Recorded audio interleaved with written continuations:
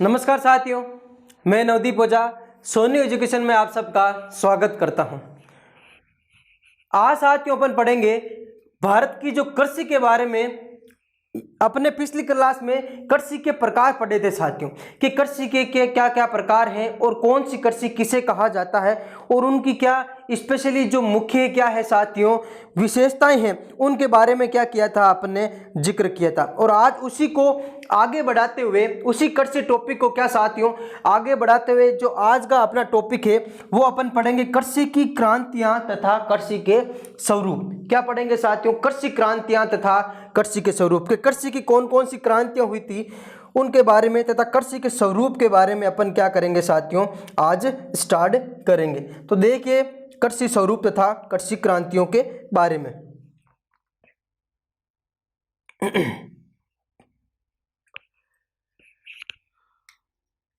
Topic क्या है? कृषि क्रांतियां।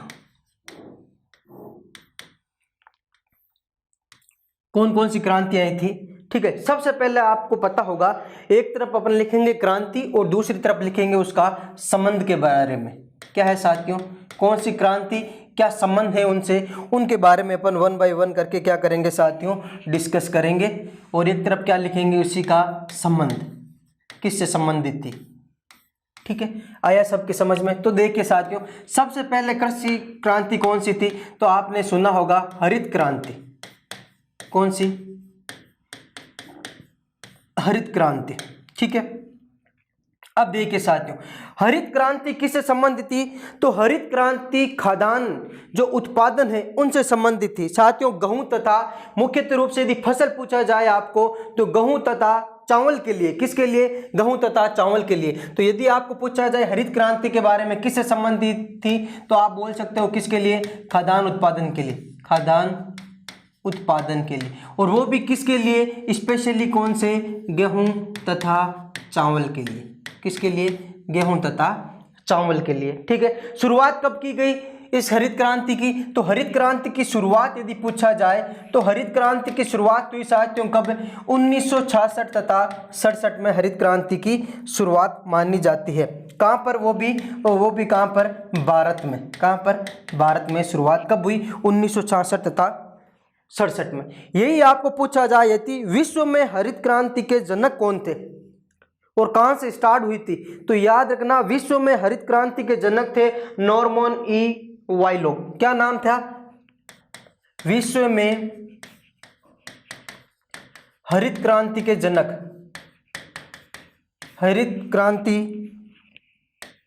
के जनक कौन थे साथियों? यदि आपको पूछा जाए तो याद रखना है नॉर्मन ई वारलॉग। क्या नाम है? Norman E Borlaug. और इसी विश्व में हरित क्रांति की यदि आपको पूछा जाए क्या साथियों, शुरुआत कहां से स्टार्ट हुई हरित क्रांति विश्व स्तर पर, तो याद रखना फिलीपींस से। सबसे पहले कहां पे? फिलीपींस से शुरुआत हुई थी। कहां पर? फिलीपींस में शुरुआत हुई थी। आया क्या समझ में? ठीक है, यदि आपको पूछा जाए हरित क्रांति का संबंध है तो आपको डायरेक्टली बताना किससे? खाद्यान्न उत्पादन से, और वो भी स्पेशली किसके लिए? गेहूं तथा चावल के लिए। फिर आपको पूछा जाए यदि भारत में कब शुरुआत हुई? 1966 तथा 67 में। फिर आपको यदि यही पूछा जाए विश्व में सबसे पहले कहां पे हुई, तो फिलीपींस में। फिर पूछा जाए कि हरित क्रांति के जनक विश्व में स्तर पर तो क्या है? Norman E Borlaug. यही पूछा जाए कि भारत में हरित क्रांति के जनक कौन थे?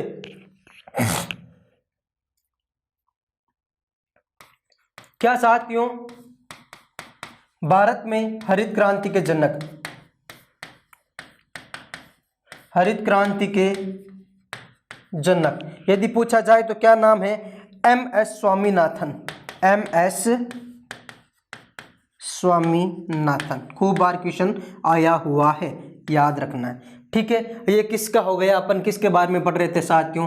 हरित क्रांति के बारे में। ठीक है, इसी प्रकार अलग अलग जो क्रांति हैं और उनका संबंध किससे, उनके बारे में अपन वन बाय वन करके आगे डिस्कस करेंगे। तो देखिए साथियों अगली जो क्रांतियां हैं उनके बारे में।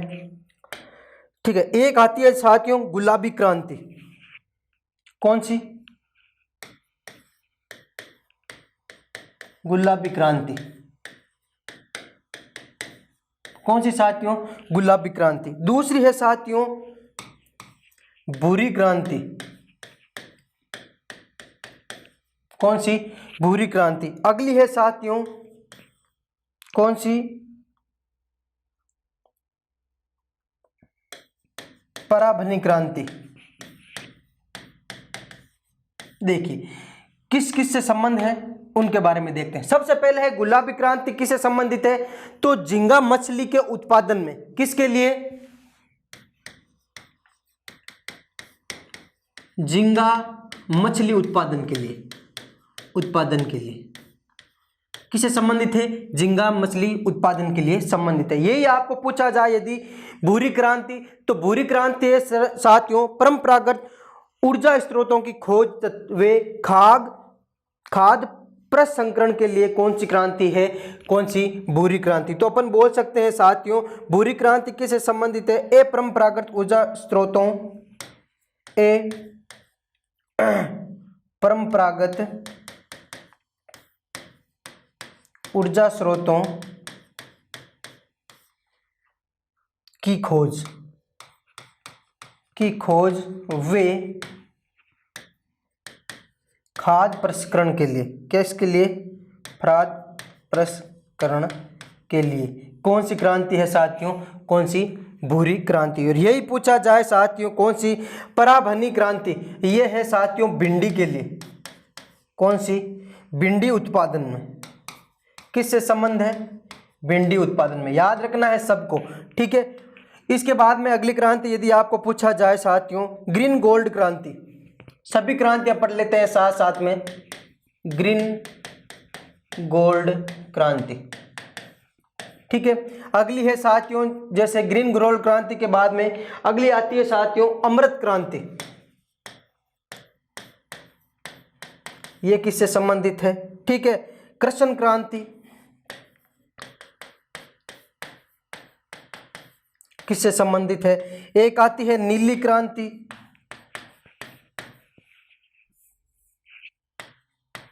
और एक आती है साथियों रजत क्रांति। सबका देख लीजिए, सबका 1 बाय 1 करके अपन डिस्कस कर लेते हैं। सबसे पहले है ग्रीन गोल्ड क्रांति। ग्रीन गोल्ड क्रांति है, इसका संबंध किससे है? तो इसका संबंध है साथियों ग्रीन और गोल्ड मतलब क्या है? हरा सोना। तो मतलब कौन सा? चाय उत्पादन में। किससे संबंधित है? चाय उत्पादन से संबंधित है। समझ में आया? अमृत क्रांति, अमृत कौन सा? पानी। तो पानी का मतलब हो गया नदियों को आपस में जोड़ने से संबंधित है। अमृत क्रांति किससे संबंधित है? नदियों को आपस में जोड़ने से संबंधित है, ठीक है। कृष्ण क्रांति, नीली क्रांति और रजत क्रांति, इनके बारे में देखिए। कृष्ण क्रांति है पेट्रोल तथा डीजल के संदर्भ में भारत को आत्मनिर्भर बनाने के लिए। किस लिए? कृष्ण क्रांति मतलब काला, मतलब पेट्रोल तथा डीजल में भारत को आत्मनिर्भर बनाने के लिए।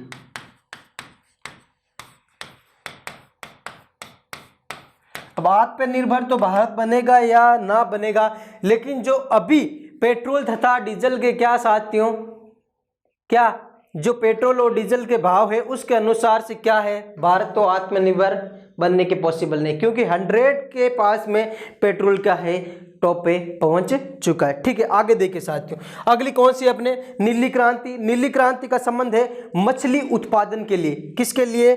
मछली उत्पादन। मछली उत्पादन या अपन बोल सकते हैं क्या, समुद्री जीवों का व्यापारिक उत्पादन, व्यापार करने के लिए जो उत्पादन किया जाता है उनसे संबंधित है। कौन सी साथियों? नीली क्रांति। रजत क्रांति किससे संबंधित है? अंडा या मुर्गी उत्पादन, मुर्गी पालने से रजत क्रांति संबंध है। आया समझ में? सभी क्रांतियां पढ़ रहे हैं अपन, जितनी भी क्रांति हैं मेनली उनके बारे में समझ में आया। क्या हो गए साथियों? गुलाबी क्रांति किससे? झींगा मछली से। भूरी क्रांति अपरंपरागत जो ऊर्जा स्रोत है, एक होते हैं परंपरागत और होते हैं अपरंपरागत ऊर्जा स्रोत। क्या अपरंपरागत में कौन से आएंगे? जैसे कौन सी है? सौर ऊर्जा है, अपरंपरागत ऊर्जा स्रोत है। ठीक है, इसी प्रकार के इनकी नई स्रोतों की खोज के लिए तथा खाद क्या है प्रसंस्करण के लिए कौन सी साथियों? कौन सी? भूरी क्रांति। पराभनी क्रांति, पराभनी क्रांति याद रखिएगा साथियों, भिंडी के लिए थी। किसके लिए? भिंडी के अधिक उत्पादन के लिए। ये क्रांतियां क्यों आई?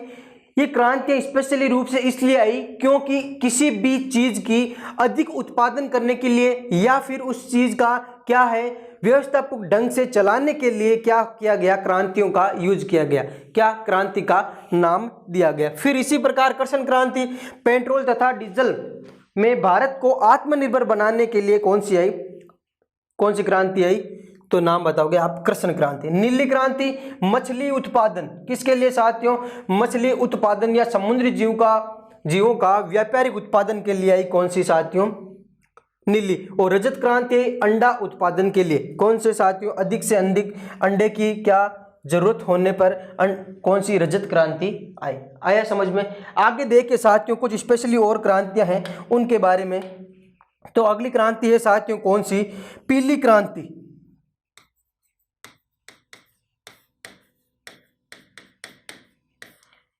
एक है साथियों सुनहरी क्रांति।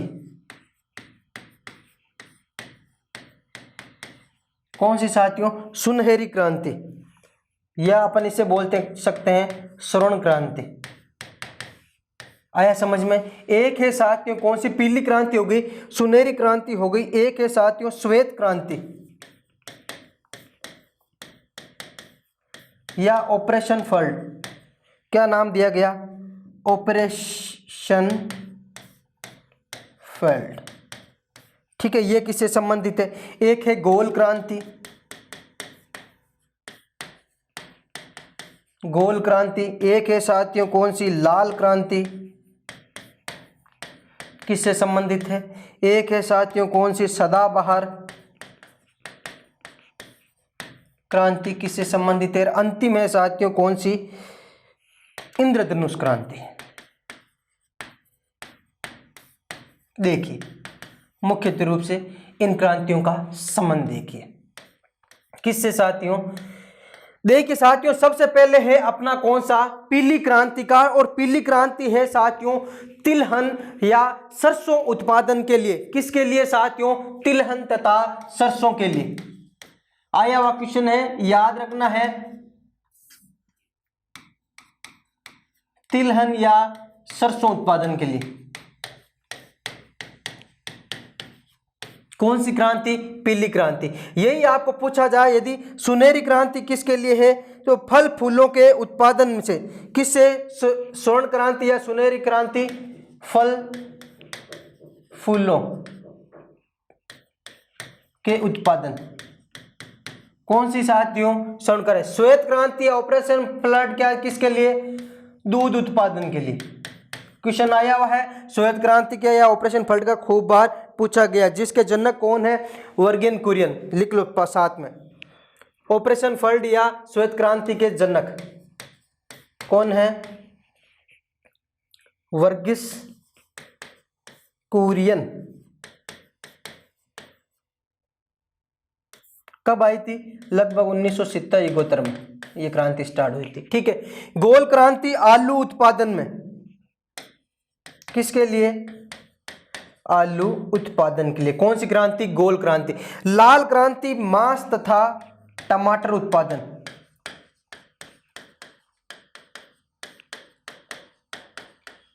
आया समझ में? और अगली कौन सी? सदाबहार क्रांति समस्त क्रांतियों का सम्मिलित स्वरूप। ये कौन सी है? इंद्रधनुष क्रांति। समस्त क्रांतियों का सम्मिलित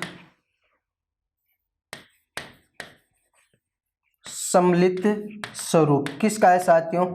सभी क्रांतियों का, सभी जितने भी क्रांतियां आई, इनका सम्मिलित स्वरूप कौन सी है साथियों? इंद्रधनुष क्रांति है। आया समझ में? और यही पूछा जाए, अपने सभी क्रांति हो गई। सदाबहार क्रांति, सदाबहार क्रांति का मतलब है जैव तकनीकी से कृषि उत्पादन में वृद्धि। किसके लिए? जैव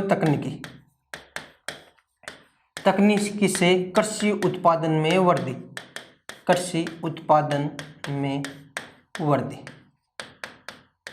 किसके लिए है? सदाबहार क्रांति के लिए। एक बार देख लीजिए वापस शुरू से, आपको यदि लिखना हो तो मैं आपको टाइम दूंगा।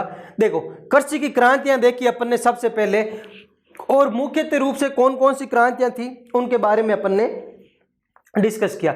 हरित क्रांति किसके लिए? खाद्यान्न उत्पादन के लिए। कब आई? गेहूं। कब आई? 1966-67 में। और मुख्य रूप से खाद्यान्न में कौन सी? गेहूं तथा चावल। विश्व में सबसे पहले स्टार्ट फिलीपींस में हुई। और भारत में जनक कौन से?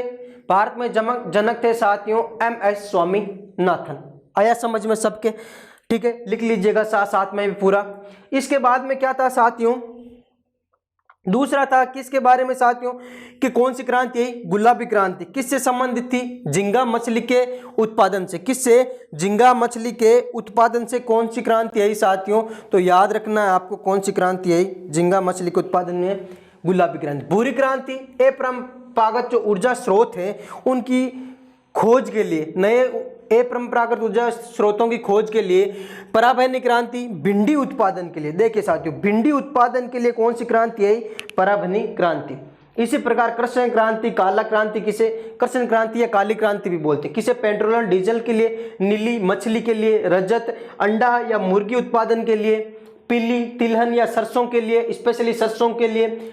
सुनहरी क्रांति, फल फूलों के उत्पादन के लिए। श्वेत क्रांति, दूध उत्पादन में जनक कौन है? वर्गीस कुरियन। खूब बार क्वेश्चन आया हुआ है, याद रखिएगा। गोल क्रांति, आलू के लिए। कौन सी? लाल क्रांति, मांस तथा टमाटर उत्पादन के लिए। जैव तकनीकी से कृषि उत्पादन में वृद्धि के लिए कौन सी? सदाबहार क्रांति। और यही आपको पूछा जाए इंद्रधनुष क्रांति। तो सभी क्रांतियों का क्या साथियों? सभी क्रांतियों का सम्मिलित स्वरूप, यदि सभी क्रांतियों को आगे बढ़ाने के लिए जो क्रांति आई वो थी इंद्रधनुष क्रांति। क्या है साथियों? इंद्रधनुष क्रांति। ये सभी पढ़ा अपन ने साथियों किसके बारे में?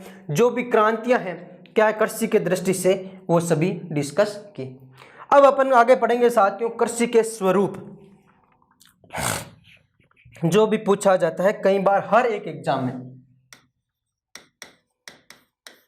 कृषि के स्वरूप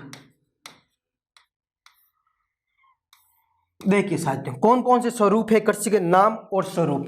एक तरफ मैं कृषि का उसका नाम लिखूंगा और दूसरी तरफ है क्या? स्वरूप के बारे में। देखिए ठीक है, जैसे अपन बोल सकते हैं सबसे पहले कौन सा?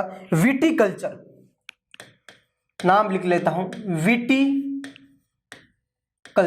किसे बोला जाता है? ठीक है, विटीकल्चर किसे बोला जाता है? जैसे अपन बोले तो अंगूर के उत्पादन को विटीकल्चर के स्वरूप का मतलब हो गया, कुछ साइंटिफिकल नेम होते हैं जिसके लिए क्या, हर कृषि के उत्पादन के लिए कुछ क्या है, साइंटिफिकल नेम। जैसे विटीकल्चर किसके उत्पादन के लिए है? तो अंगूर उत्पादन के लिए। यार आपको पूछा जाए मछली पालन के लिए कौन सा, तो आपको बताना है मिस्सीकल्चर है। इसी प्रकार रेशम कीट पालन के लिए कौन सा है? तो सेरीकल्चर है। वो सभी ठीक है। अगला कौन सा है साथियों?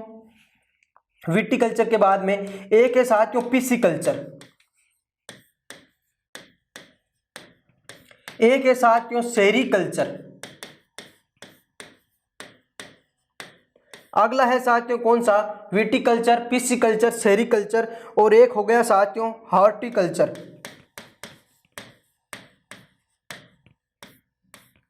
एक है साथियों कौन सा? Floriculture, floriculture. एक है साथियों आर्बेनिकल्चर, आर्बरीकल्चर। एक है ओलेरीकल्चर और एक है सिल्वीकल्चर, सिल्वीकल्चर। एक है साथियों कौन सा? Olericulture, olericulture. देख लीजिए पहले इनके बारे में वन बाय वन करके। सबसे पहले कौन सा है साथियों? अपन ने लिखा विटीकल्चर। विटीकल्चर किसके उत्पादन का स्वरूप है? या अपन को बोल सकते हैं कि अंगूर उत्पादन के लिए कौन सा नाम दिया गया है, तो याद रखना है अंगूर उत्पादन के लिए कौन सा, विटिकल्चर।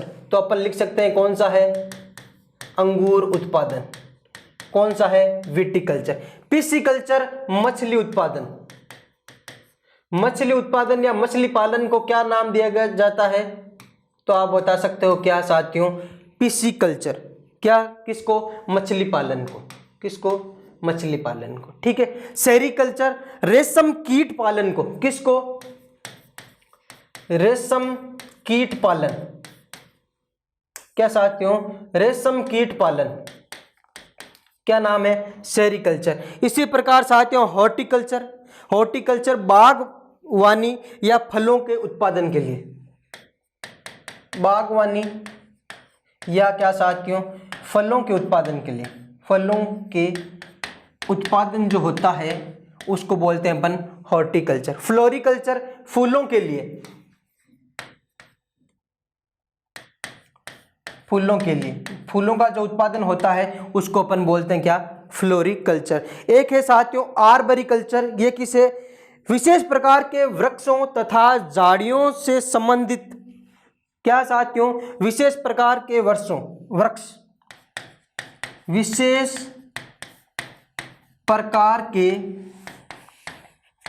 वृक्षों तथा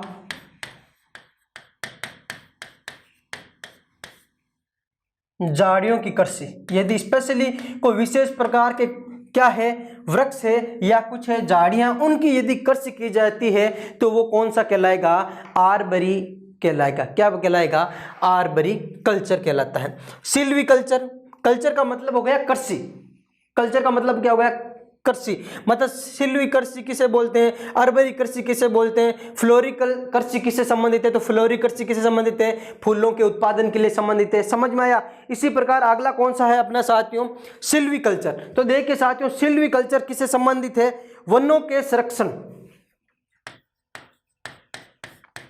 वनों के संरक्षण से संबंधित है, ठीक है। और यह है साथियों अगला ओलेरी कल्चर। तो ओलेरी कल्चर है साथियों जमीन पर फैलने वाली सब्जियों की कृषि, किस पर, जमीन पर जो फैलती है उन सब्जियों की कृषि से संबंधित है। जमीन पर फैलने वाली सब्जियों की कृषि। यदि आपको पूछा जाए सब्जियों की कृषि को क्या बोला जाता है, तो याद रखना ओलेरी कल्चर बोला जाता है। क्या बोला जाता है, ओलेरी कल्चर बोला जाता है। किसकी, सब्जियों की कृषि को। ये हो गए क्या, कृषि के स्वरूप। कुछ और है देखो साथियों, साथ साथ में अपन देख लेते हैं उनको भी। एक होता है साथियों वर्मी कल्चर, कौन सा, वर्मी कल्चर। एक है साथियों ओलेरी, तो पढ़ लिया आपने, अब है ओवेरी कल्चर, कौन सा, ओलेवी कल्चर। और एक अंतिम है साथियों मेरी कल्चर, देख लीजिए इनके बारे में भी देख लीजिए साथियों। सबसे पहले है वर्मी कल्चर, किसको, केंचुआ, केंचुआ पालन को किस क्या बोलते हैं साथियों, वर्मी कल्चर बोला जाता है। ओलवी कल्चर किसे बोलते हैं, जैतून की खेती के लिए, किसके लिए साथियों, ओलवी कल्चर, जैतून की खेती के लिए। क्या, जैतून की खेती को क्या बोलते हैं, जैतून की खेती को ओलेवी कल्चर। मेरी कल्चर किसे बोलते हैं, समुद्री जीवों का, जो समुद्री जीव है उनके उत्पादन, समुद्री जीवों का उत्पादन क्या बोला जाता है, मेरी कल्चर बोला जाता है। आया क्या सबके समझ में यहां तक। देख लीजिए एक बार वापस साथियों, कौन कौन से स्वरूप पढ़े अपन ने, उनके बारे में। ये हो गई क्रांतियां, ये स्वरूप। देखिए कौन कौन से, विटिकल्चर किससे, विटिकल्चर किसे बोलते हैं, अंगूर उत्पादन को विटिकल्चर, पिस्सीकल्चर मछली पालन को सेरीकल्चर, रेशम कीट पालन को। इसी प्रकार यदि अपन आगे बढ़े, हॉर्टिकल्चर किसे बोलते हैं, तो हॉर्टिकल्चर बागवानी या फलों का उत्पादन, अर्बरिकल्चर विशेष प्रकार के वृक्षों तथा झाड़ियों की कृषि के लिए। ये सभी किसके बारे में हो गया, कल्चर के बारे में पढ़ा अपने, कौन सी कृषि के लिए कौन सा स्पेशली क्या है, कल्चर यूज है। ठीक है, आया समझ में। आगे देखिए आपको पता होगा कि फलों को पकाने के लिए साथियों कौन सा एथिलीन रसायन का प्रयोग किया जाता है? किसके लिए? फलों को पकाने के लिए। लिख लीजिएगा साथ में, साइंस का क्वेश्चन है। फलों को पकाने के लिए, फलों को पकाने के लिए एथिलीन रसायन का यूज किया जाता है। समझ में आ गया यहाँ तक? ये हो गई साथियों किसके बारे में? ये सभी हो गया कंप्लीट। किसके बारे में साथियों? जो भी अपने क्या थे साथियों, कृषि के जो क्रांतियां तथा स्वरूप थे उनके बारे में। अब अपन आगे बढ़ेंगे। भारत के 15 कृषि जलवायु प्रदेश, कौन कौन से 15 कृषि प्रमुख जलवायु प्रदेश हैं उनके बारे में देखिए। भारत के कृषि जलवायु प्रदेश आया क्या समझ में? इनके बारे में पहले अपन थोड़ा सा मैप के अकॉर्डिंग डिस्कस कर लेते हैं, उसके बाद अपन करेंगे किसके, हर एक के बारे में थ्योरी भी पढ़ेंगे।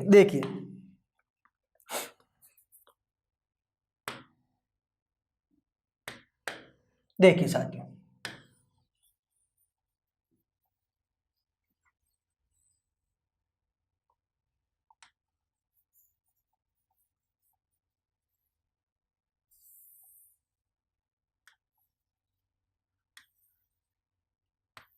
ये क्या साथियों, एक भारत का मैप। अब यदि अपन मैप के अकॉर्डिंग करें कि 15 कृषि जलवायु प्रदेश कौन कौन से हैं, तो उनके बारे में देखिए पहले कि कौन कौन से 15 कृषि जलवायु प्रदेश हैं और उनकी स्थिति क्या क्या है। देखिए पहला कृषि जलवायु प्रदेश देखिए, पश्चिमी हिमालय प्रदेश, यहां का क्षेत्र,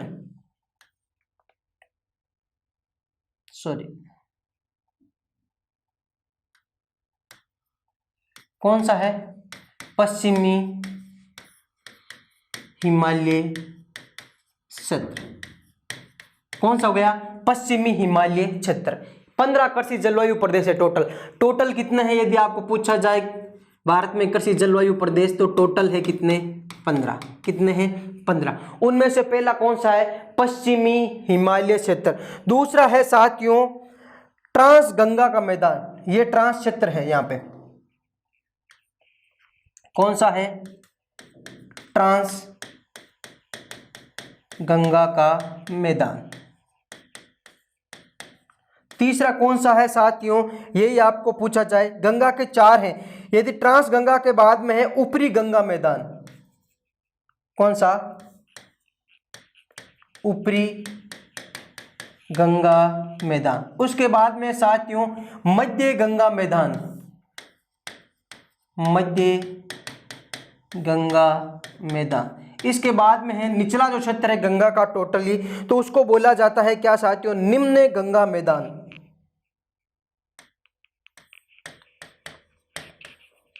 निम्न गंगा मैदान। आया क्या सबके समझ में? बहुत बढ़िया। अब देखिए साथियों एक पूर्वी हिमालय प्रदेश, जो पूर्व का साइड का हिमालय है, पूर्वी हिमालय प्रदेश। ये हो गया कौन सा? पूर्वी हिमालय प्रदेश। आया सबके समझ में? बहुत बढ़िया। अगला देखिए साथियों, पूर्वी हिमालय प्रदेश के बाद में कौन सा है? तो पूर्वी हिमालय प्रदेश के बाद में है साथियों नीचे की साइड में पूर्वी पठारी व पहाड़ी क्षेत्र, पूर्वी पठारी वे पहाड़ी क्षेत्र। ठीक है। इसके बाद में साथियों पूर्वी तटीय मैदान, पूर्वी तटीय मैदान वे पूर्वी घाट भी बोल सकते हैं अपन, पूर्वी घाट क्षेत्र। ठीक है। कितने हो गए साथियों? देखिए ट्रांस गंगा का मैदान हो गया, पश्चिमी हिमालय क्षेत्र हो गया, उत्तरी गंगा मैदान, मध्य गंगा मैदान और निम्न गंगा मैदान। ठीक है। पूर्वी हिमालय प्रदेश, पूर्वी पठारी व पहाड़ी क्षेत्र, पूर्वी तटीय मैदान व पूर्वी घाट क्षेत्र। पूरी का हिस्सा पूरा हो गया कंप्लीट। अब देखिए पश्चिम की साइड में कौन कौन से। देखिए साथियों सबसे पहले है यहां पर, तो अपन बोल सकते हैं इसको क्या, पश्चिमी तटीय मैदान। क्या साथियों, पूर्वी तटीय मैदान का तो ये हो गया पश्चिमी तटीय मैदान, या इसी को क्या बोला जाता है, क्या है, पश्चिमी घाट क्षेत्र, पश्चिमी घाट क्षेत्र बोला जाता है। ठीक है, अगला है साथियों कौन सा, अगला है दक्षिणी पठारी। ये हो गया पूर्वी पठारी, तो अपन बोल सकते हैं इधर कौन सा, दक्षिणी पठारी, दक्षिणी पठारी क्षेत्र। कौन सा हो गया साथियों, दक्षिणी पठारी या पहाड़ी क्षेत्र, या पहाड़ी क्षेत्र। हो गया कंप्लीट, पूर्वी पठारी हो गया, तो इधर हो गया दक्षिणी पठारी। अगला है साथियों पश्चिमी पठारी व पहाड़ी क्षेत्र।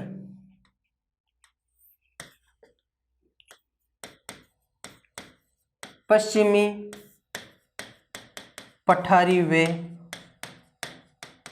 पहाड़ी क्षेत्र, डन हो गया। ये यहाँ का पूरा हिस्सा है, मतलब दक्षिणी पठार का, और ये हो गया कौन सा, पश्चिमी। सब के बारे में अपन 1 बाय 1 करके अभी क्या विस्तृत रूप भी पढ़ेंगे कि किसका क्या मतलब है। देखिए आगे, पठारी क्षेत्र के बाद में हो गया ये गुजरात मैदानी व पहाड़ी भाग। यहाँ का जो पूरा हिस्सा है कौन सा है साथियों, गुजरात मैदान व पहाड़ी भाग। यहाँ लिख रहा हूं गुजरात मैदान वे पहाड़ी भाग। और अंतिम अपना कौन सा हो गया, राजस्थान का जो हिस्सा है इसको बोल सकते हैं अपन पश्चिमी शुष्क क्षेत्र।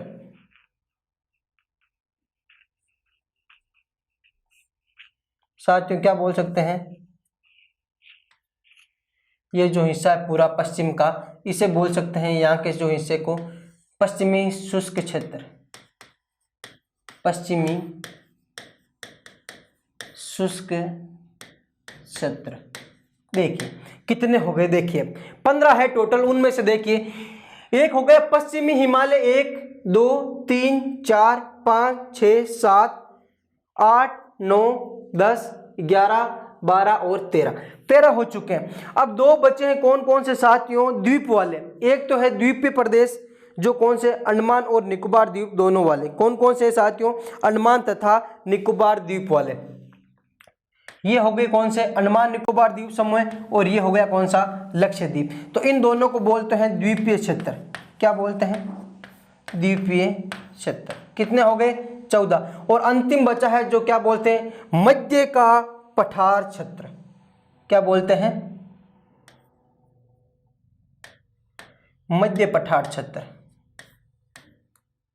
मध्य पठार क्षेत्र। ये हो गए 15।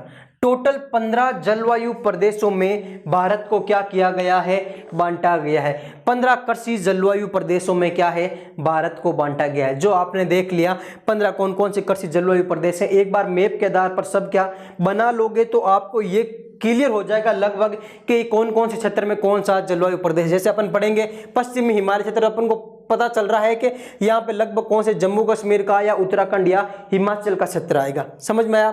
ट्रांस जो गंगा का मैदान, इसमें पंजाब का क्षेत्र आएगा कुछ, और कुछ उत्तराखंड का क्षेत्र आएगा। तो इसी प्रकार यदि मैप से आप कवर कर लोगे तो इसके बाद में अपन को थ्योरी पढ़ने में क्या हो जाएगी, इजीली हो जाएगी। अब अपन पढ़ेंगे हर एक क्या क्षेत्र के में कौन कौन से राज्य हैं मुख्यतः, उनके बारे में पढ़ेंगे आगे। सबने नोट डाउन कर लिया ये, देखिए आगे।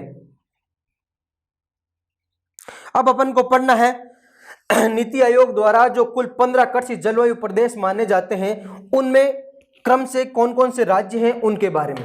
देखिए पहला है पश्चिमी हिमालय प्रदेश।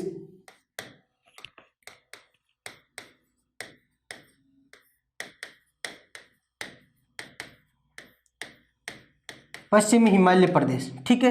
दूसरा कौन सा पढ़ा अपन ने साथियों, जो पूर्वी हिमालय प्रदेश, पूर्वी हिमालय प्रदेश पढ़ा अपन ने। तीसरा अपन ने पढ़ा कौन सा साथियों, निम्न गंगा मैदान।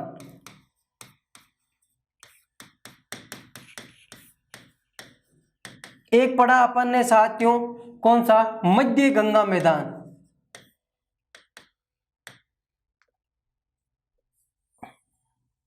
मध्य गंगा मैदान से पहले अपन लिखते हैं साथियों, सॉरी हाँ, मध्य गंगा मैदान। इसके बाद में साथियों 5 नंबर पर कौन सा, एक पढ़ा अपन ने ऊपरी गंगा मैदान, एक साथियों अपन ने पढ़ा ट्रांस गंगा मैदान, ठीक है। और एक साथियों अपन ने पढ़ा कौन सा, पूर्वी पठारी व पहाड़ी क्षेत्र, पूर्वी पठारी व पहाड़ी क्षेत्र। एक अपन ने पढ़ा इसी के अकॉर्डिंग मध्य पठारी व पहाड़ी क्षेत्र। एक अपन ने पढ़ा कौन सा, पश्चिमी पठारी व पहाड़ी क्षेत्र। और एक अपन ने पढ़ा कौन सा साथियों, दक्षिणी पठारी व पहाड़ी क्षेत्र। देख लीजिए इनमें से मुख्यतः रूप से कौन कौन से राज्य हैं उनके बारे में अपन 1 बाय 1 करके क्या डिस्कस कर लेते हैं। सबसे पहले देखिए पश्चिमी हिमालय क्षेत्र, साथ साथ में मैप के आधार पर सोचते भी जाएगा जहां पे अपन ने टिक किया है वो क्या क्षेत्र सही है या नहीं। तो देखिए सबसे पहले पश्चिमी हिमालय क्षेत्र में कौन से आ जाएंगे, तो हिमाचल प्रदेश और जम्मू कश्मीर। कौन सा आ जाएगा साथियों, हिमाचल, जम्मू कश्मीर और कौन सा, उत्तराखंड का भाग। किसका भाग आ जाएगा, उत्तराखंड का भाग। और कुछ छोटा सा हिस्सा यूपी का आता है, लेकिन मेनली कौन से, ये 3 राज्य हैं। आया समझ में। यही पूर्वी हिमालय, पूर्वी मतलब 7 सिस्टर वाले, तो मतलब कौन सा, अरुणाचल, असम, मेघालय, मणिपुर। अरुणाचल, असम, मेघालय और मणिपुर। अब देखिए साथियों, निम्न गंगा मतलब नीचे का पोर्शन, जहां गंगा क्या है, वापस क्या है, बीओबी मतलब बंगाल की खाड़ी में गिरती है। तो कहां से गिरती है, लास्ट कौन से राज्य से, पश्चिम बंगाल के बाद में। कौन सा, पश्चिमी बंगाल। गंगा नदी पड़ी तब क्लियर किया होगा ना। पश्चिम बंगाल के बाद में ये क्या है, 2 भागों में बंट के पश्चिम बंगाल के बाद में कहां चली जाती है, बंगाल की खाड़ी में, बांग्लादेश में, ठीक है। इसके बाद में देखो मध्य गंगा मैदान, मध्य में कौन है साथियों, एक तो है यूपी और एक है कौन सा साथियों, बिहार, ठीक है। ऊपरी गंगा मैदान, ऊपरी गंगा मैदान में है साथियों केवल यूपी का राज्य। कौन सा, यूपी का। ट्रांस गंगा मैदान, तो ऊपर का साथियों कौन सा, जो है एक तो दिल्ली का पोर्शन, एक दिल्ली का बहुत कम है, लेकिन चंडीगढ़ व हरियाणा, ये ट्रांस हिमालय, पंजाब, चंडीगढ़ पंजाब वाला, और हरियाणा का जो क्षेत्र है वो कौन सा, ट्रांस हिमालय में आता है। लिख सकते हो आप पंजाब। आया समझ में। फिर क्या साथियों, पूर्वी पठारी मतलब पूरी साइड का जो पठारी, कौन सा क्षेत्र आता है, कौन कौन से जो राज्य हैं जो पूर्वी पठारी क्षेत्र में आते हैं, तो याद रखिएगा पूर्वी पठारी में एक तो आता है कौन सा, उड़ीसा, पश्चिमी बंगाल, और एक आएगा साथियों कौन सा, एमपी, सॉरी बिहार का पोर्शन, एमपी तो बीच में आएगा, बिहार, ठीक है। मध्य पठारी में एमपी, सबसे पहले कौन सा, एमपी, और कुछ पोर्शन किसका, यूपी का, और कुछ पोर्शन जो कौन सा दक्षिणी राजस्थान है उसमें राजस्थान का। पश्चिमी पठारी व पहाड़ी क्षेत्र में कौन कौन सा हो जाएगा, पश्चिम में हो जाएगा कौन कौन सा साथियों, महाराष्ट्र और मध्य प्रदेश। देखिए साथियों, यदि आपको इंडिया का मैप क्लियर है कि कौन सा राज्य किस साइड में है, तो आपको डायरेक्टली ये सब पता चल जाएगा नाम से। किससे, नाम से पता चलेगा। इनको रटना नहीं है, केवल आएगा आपके के दे बताइए कि ऊपरी गंगा मैदान में कौन सा क्षेत्र है, तो आपको पता चला ऊपरी गंगा।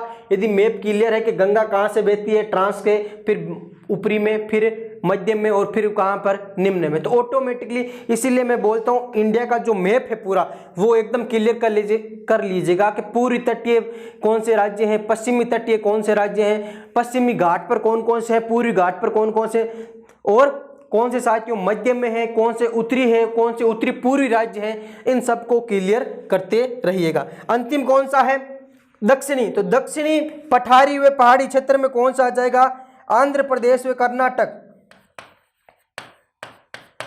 आंध्र प्रदेश व कर्नाटक, और कुछ कौन सा, तमिलनाडु का हिस्सा। क्या हो जाएगा? तमिलनाडु का। ये हो गए 10 टाइप के क्या कृषि जलवायु प्रदेश। इसके बाद में है अपना 11वां कृषि जलवायु प्रदेश। देखिए कौन सा,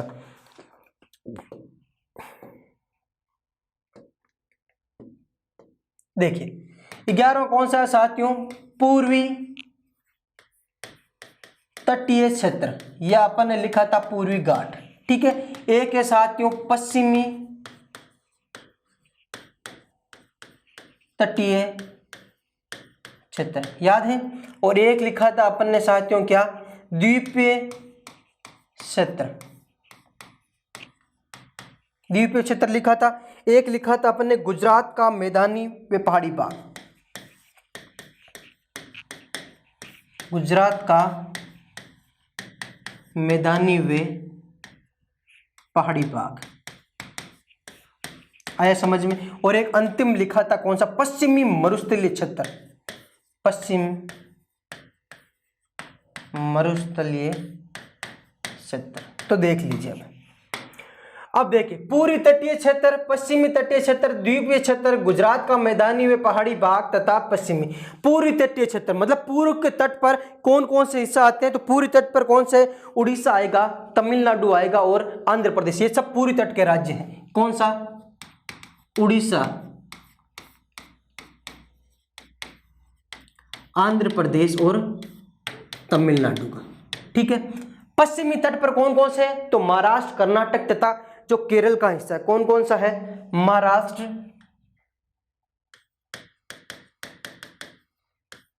कर्नाटक, केरल और कुछ भाग गोवा का। किसका? गोवा का। आए क्या समझ में? द्वीपीय क्षेत्र में कौन से हैं? अंडमान और निकोबार द्वीप, और ये कौन सा साथियों? लक्षद्वीप, अरब सागर और बंगाल की खाड़ी में। ये है बंगाल की खाड़ी में, और वो कौन से में है? अरब सागर में स्थित। गुजरात का मैदानी व पठारी भाग, तो इसमें कौन सा आएगा साथियों? गुजरात आएगा और दमन व दीव आएगा, गुजरात व दमन दीव, जो वर्तमान में क्या दोनों संयुक्त हो गए, दमन दीव व दादर व नागर हवेली। ठीक है। पश्चिमी मरुस्थलीय क्षेत्र में पश्चिमी राजस्थान, कौन सा आएगा? पश्चिमी राजस्थान। कौन सा आएगा साथियों? पश्चिमी राजस्थान। आएगा साथियों? सबके समझ में आया क्या? बहुत बढ़िया। ये हो गए मुख्यतः रूप से क्या 15 कृषि जलवायु प्रदेश किसके? भारत के, जिनको अलग अलग भागों में बांटा गया है। आए क्या सबके समझ में? बहुत बढ़िया। अब देखिए साथियों क्या करना है अपन को आगे, कृषि संगठन तथा बोर्डों के बारे में पढ़ना है। किसके बारे में? कृषि संगठन। देखिए कृषि संगठन तथा उनका मुख्यालय कहाँ कहाँ पे है, उनके बारे में अपन थोड़ा सा डिस्कस करेंगे।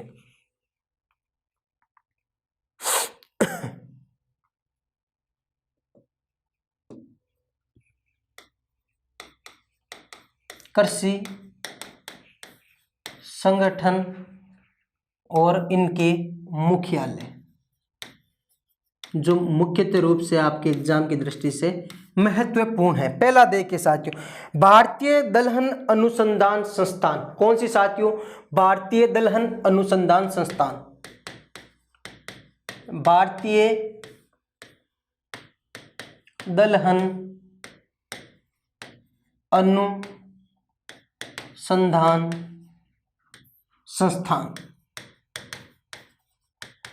कहाँ है? इसके बारे में देखिए, भारतीय दलहन अनुसंधान संस्थान है साथियों कानपुर में, याद रखिएगा। कहाँ पे है साथियों? कानपुर में। कहाँ है? कानपुर में। ठीक है। यदि आपको पूछा जाए भारतीय दलहन अनुसंधान संस्थान कहाँ है, तो आपको बताना है कानपुर में। इसी प्रकार आपको पूछा जाए अंतर्राष्ट्रीय चावल अनुसंधान संस्थान, अंतर्राष्ट्रीय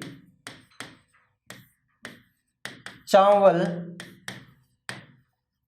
अनुसंधान संस्थान, ये कहाँ पे है? तो ये है साथियों कहाँ पर? कटक में। कहाँ है साथियों? कटक में है क्या? लेकिन देखिए साथियों अंतर्राष्ट्रीय स्तर पर पूछा जाए तो कहाँ है? सॉरी, अंतर्राष्ट्रीय चावल अनुसंधान संस्थान है फिलीपींस में। कहाँ है साथियों? फिलीपींस में। कहाँ है? फिलीपींस में। यही आपको पूछा जाए यदि राष्ट्रीय कृषि व ग्रामीण विकास बैंक का मुख्यालय कहाँ है? राष्ट्रीय कृषि व ग्रामीण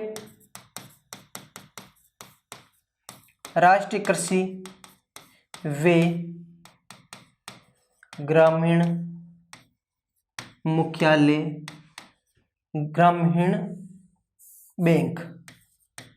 ग्रामीण बैंक का मुख्यालय कहाँ है? यदि राष्ट्रीय कृषि व ग्रामीण बैंक का मुख्यालय पूछा जाए तो कहाँ है? तो बताना है आपको कहाँ है साथियों?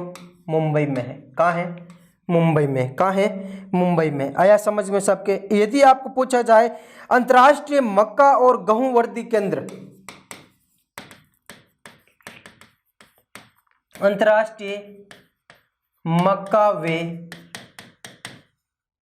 गेहूं वर्दी केंद्र, यह है कहां पर? तो यह है मैक्सिको में। कहां है साथियों? मैक्सिको में। कहां है? मैक्सिको में। ठीक है, ये मुख्यतः क्या है? कृषि संगठन थे। भारतीय दलहन अनुसंधान संस्थान कानपुर, अंतर्राष्ट्रीय चावल अनुसंधान संस्थान फिलीपींस, और भारत का पूछे तो कहां? कटक में। भारतीय चावल अनुसंधान संस्थान कहां है? कटक में। ठीक है, राष्ट्रीय कृषि व ग्रामीण बैंक मुख्यालय मुंबई, अंतर्राष्ट्रीय मक्का व गेहूं वर्दी केंद्र कहां पर है? मैक्सिको में। आया समझ में?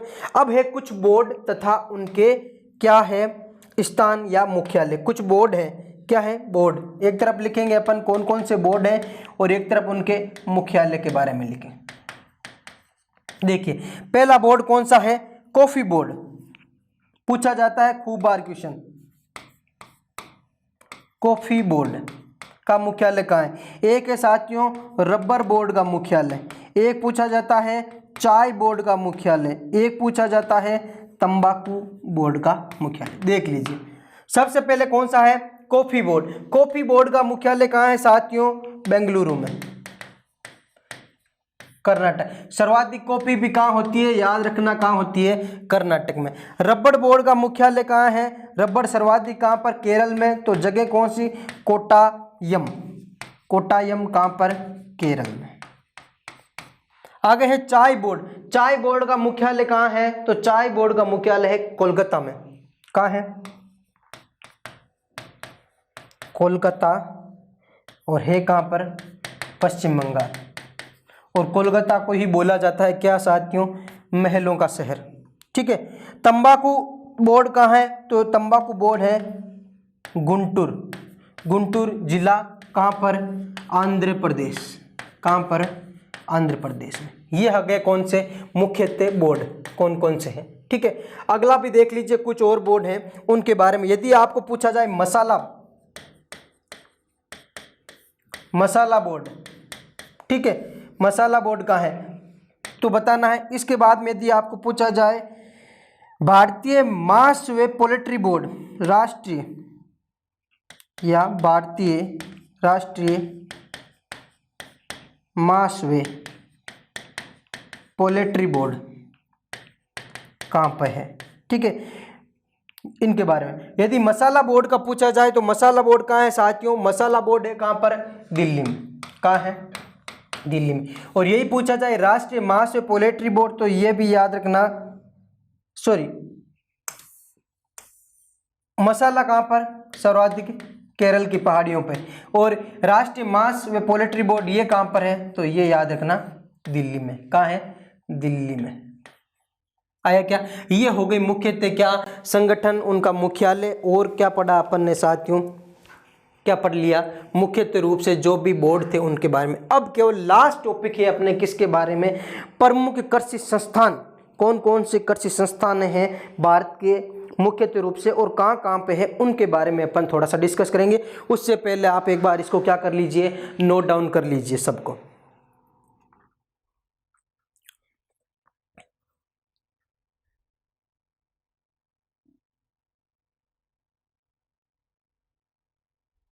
लिख लिया? अब देखिए आगे, प्रमुख कृषि संस्थान।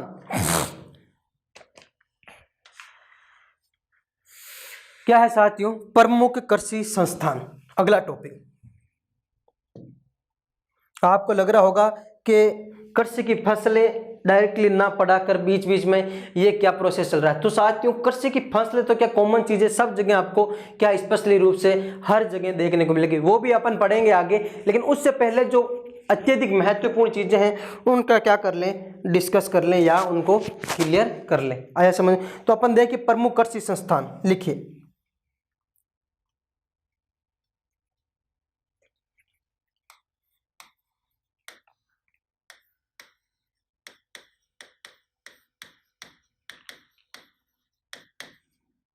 प्रमुख कृषि संस्थान,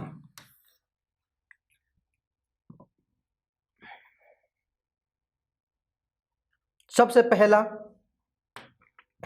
भारतीय कृषि अनुसंधान संस्थान। कौन सा है? भारतीय कृषि अनुसंधान संस्थान, जिसका मुख्यालय कहाँ पे है? यदि मुख्यालय पूछा जाए तो कहाँ है? न्यू दिल्ली में। भारतीय कृषि अनुसंधान संस्थान का मुख्यालय कहाँ है?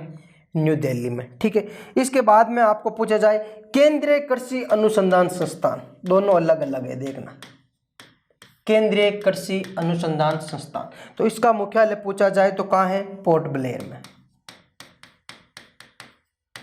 पोर्ट ब्लेयर किसकी राजधानी है? अंडमान और निकोबार द्वीप समूह की। ठीक है, और वो भी दक्षिणी अंडमान पर स्थित है। अगला पूछा जाए यदि राष्ट्रीय चावल शोध संस्थान,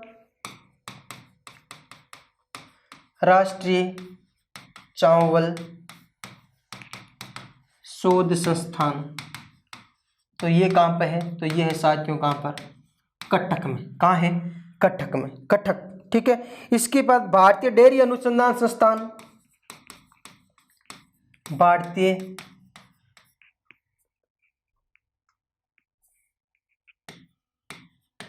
डेयरी अनुसंधान संस्थान, तो ये कहाँ पे है साथियों? ये है करनाल, और करनाल कहाँ है? हरियाणा। कहाँ है? हरियाणा। साथ साथ में क्या करते जाएगा?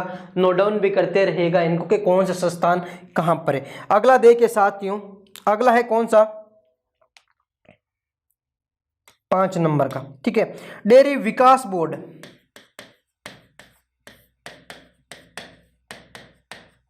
डेयरी पर आया तो दोनों लिखा देता हूं। डेयरी विकास बोर्ड कहां पर है? तो डेयरी विकास बोर्ड कहां है? राष्ट्रीय डेयरी विकास बोर्ड, आनंद, गुजरात।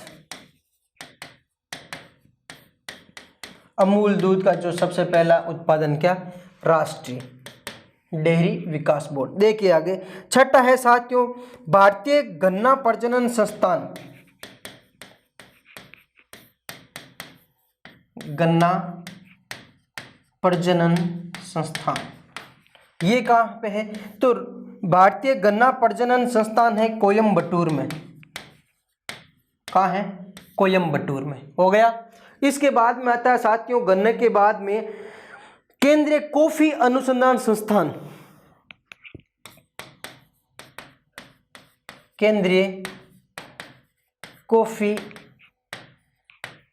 अनुसंधान संस्थान। यदि कॉफी के बारे में पूछा जाए तो आपको बताना है कुर्ग, कर्नाटक। यदि कॉफी बोर्ड का पूछा जाए, कॉफी बोर्ड का है तो बेंगलुरु कर्नाटक, और कॉफी अनुसंधान संस्थान पूछा जाए तो कहां पे साथियों? कुर्ग, और वो कहां है? वो भी कर्नाटक में। ठीक है।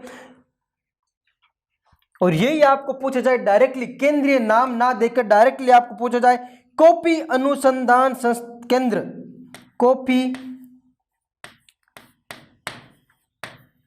अनुसंधान केंद्र कहां पे है? दोनों अलग अलग है, देख लीजिएगा। केंद्रीय कॉफी अनुसंधान संस्थान कहां है? कुर्ग कर्नाटक में, और कॉफी अनुसंधान संस्थान कहां है? चिकमंगलुरु में।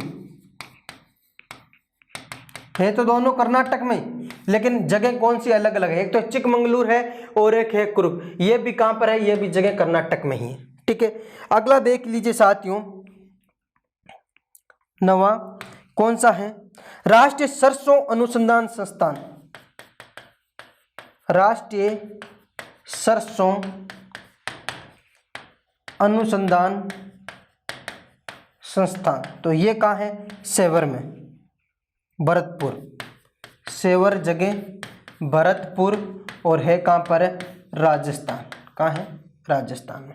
आया क्या समझ के सबके? ये हो गए मुख्यतः का कृषि संस्थान तथा उनके मुख्यालय। आगे देखिए कुछ और स्पेशली कृषि संस्थान तथा मुख्यालय हैं, उनके बारे में पढ़ते हैं अपन। ठीक है, गन्ना का पढ़ लिया अपन ने, भारतीय गन्ना प्रजनन केंद्र कहाँ, कोयम्बटूर में। कॉफी का पढ़ लिया, केंद्रीय कॉफी तो है कहाँ पर, कुर्ग में। और कौन सा साथियों, यही पूछा जाए यदि आपको कॉफी अनुसंधान केंद्र तो चिकमंगलुरु में। एक अभी वर्तमान में बहुत अच्छा तरीके से क्वेश्चन आ सकता है, टिड्डी अनुसंधान संगठन कौन सा साथियों, टिड्डी चेतावनी संगठन, याद रखना। वापस आप स्टार लगा लीजिए, कितने नंबर का लगा लीजिएगा, टिड्डी चेतावनी संगठन। ये कहाँ है, तो ये है साथियों जोधपुर। कहाँ है, जोधपुर राजस्थान में। आया समझ में कौन सा, टिड्डी के बारे में चेतावनी देने वाला। आगे देखिए साथियों, राष्ट्रीय जूट अनुसंधान संस्थान, राष्ट्रीय जूट अनुसंधान संस्थान, ये कहाँ पे, राष्ट्रीय जूट अनुसंधान जो संस्थान है साथियों, ये है सर्वाधिक जूट कहाँ पर पैदावार होती है, पश्चिम बंगाल में। और ये भी है कहाँ पर, बैरकपुर पश्चिम बंगाल, बैरकपुर पश्चिमी बंगाल। आया क्या सबके समझ में, बहुत बढ़िया। इसके बाद में कौन सा है साथियों, राष्ट्रीय बीजीय मसाला अनुसंधान,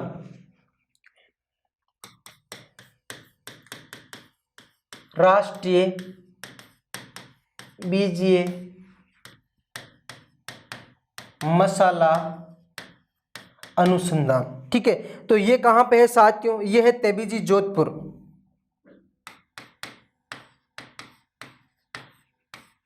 जोधपुर राजस्थान का है। ठीक है, इसके बाद में यदि आपको पूछा जाए साथियों, केंद्रीय शुष्क अनुसंधान, क्या साथियों, केंद्रीय शुष्क अनुसंधान केंद्र, केंद्रीय शुष्क अनुसंधान केंद्र कहां पर है, जिसे अपन क्या बोलते हैं साथियों, केंद्रीय शुष्क अनुसंधान केंद्र है काजरी। और ये काजरी भी कहाँ है, जोधपुर में है। कहाँ है, जोधपुर में। आया सबकी समझ में, बहुत बढ़िया। आगे देखिए, एक है राष्ट्रीय ऊंट अनुसंधान,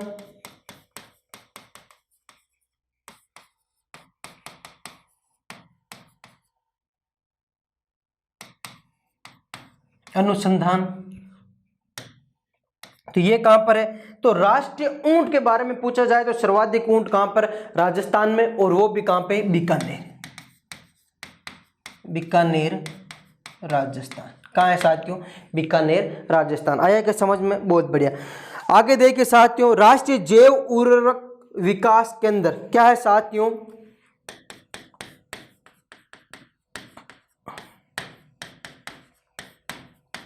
उर्वरक विकास केंद्र। ये यदि आपको पूछा जाए तो ये है साथियों गाजियाबाद में। और कहाँ है, यूपी। कहाँ है, यूपी में। ये मुख्यतः रूप से क्या है साथियों, अपन ने किसके बारे में पढ़ा, ये पढ़ा अपन ने किसके बारे में साथियों, प्रमुख कृषि संस्थान के बारे में, कि कौन कौन से कृषि संस्थान है और उनके मुख्यतः क्या है, क्या क्या मुख्यतः क्या है साथियों, मुख्यालय है उनके बारे में पढ़ा। अब अपन जो अगली क्लास होगी साथियों, उसमें अपन शुरू करेंगे फसलों के बारे में। ठीक है, फसलें हैं जो भी अपनी खरीफ की, रबी की और कौन सी जायद की फसल है, उनके बारे में कि कौन सी फसल कैसी है और उनके वर्गीकरण सब 1 बाय 1 करके क्या करेंगे अपन, डिस्कस करेंगे। ठीक है, तो ये था अपन ने आज, एक बार वापस देख लीजिए आप। सबसे पहले कृषि की क्रांतियां पढ़ी थी अपन ने, जो भी क्रांतियां आई थी उनके बारे में। फिर अपन ने पढ़ा कृषि के स्वरूप। ठीक है, उसके बाद में अपन ने पढ़ा जो 15 जलवायु प्रदेशों को, यदि आपको डायरेक्ट क्वेश्चन आ जाए भारत के जो कृषि जलवायु प्रदेश टोटल कितने हैं, तो आपको याद रखना है 15 है। यदि मैप के आधार पर देखें तो राज्य ऑटोमेटिकली क्या हो जाएंगे, सब क्लियर हो जाएंगे। उसके बाद में कृषि संगठन और उनका क्या मुख्यतः कौन कौन से मुख्यालय हैं उनके बारे में। फिर अपन ने कुछ बोर्ड थे स्पेशली उनके बारे में पढ़ा, उनका भी मुख्यालय कहाँ है। फिर पढ़ा लास्ट कृषि संस्थान है, क्या साथियों, प्रमुख कृषि संस्थान। खूब बार क्वेश्चन पूछा गया है, राष्ट्रीय कृषि अनुसंधान संस्थान कहाँ है, तो याद रखना है न्यू दिल्ली में है। कहाँ है, न्यू दिल्ली में। इसी प्रकार यदि आपको पूछा जाए राष्ट्रीय चावल शोध संस्थान कहाँ है, तो कटक में है। कहाँ है साथियों, कटक में। भारतीय डेयरी का करनाल में है। और यदि आपको भारतीय डेयरी के अलावा सीधा डायरेक्टली पूछ दे राष्ट्रीय डेयरी विकास बोर्ड, तो आपको क्या बताना है, आनंद गुजरात। ये भी टिड्डी का पूछ ले, अभी वर्तमान में टिड्डी का प्रकोप था, तो ये क्या है,